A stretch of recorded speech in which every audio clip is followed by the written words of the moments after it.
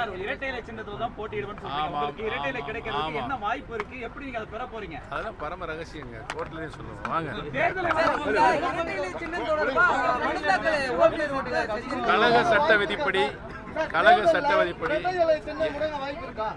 கழக சட்ட விதிப்படி எங்களுக்கு தான் இரட்டை இலை சின்னம் கிடைக்கும் என்ற பரிபூரண நம்பிக்கை எங்களுக்கு இருக்கிறது. அதனால தான் நாங்கள் இரட்டை இலையை நிற்போம் என்று சொல்லுகிறோம்.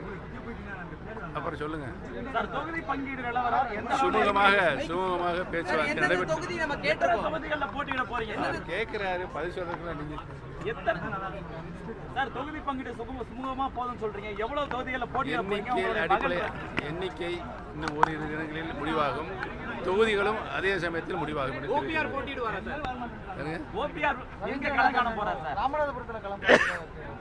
வேட்பாளர் பட்டியல் வெளியிடும் போது யார் யார் போட்டியிடுவார் என்ற விவரம் உங்களுக்கு தான் முதலில் சொல்லுவோம். செய்திகளை உடனுக்குடன் தெரிந்து கொள்ள உடனே சப்ஸ்கிரைப் பண்ணுங்க.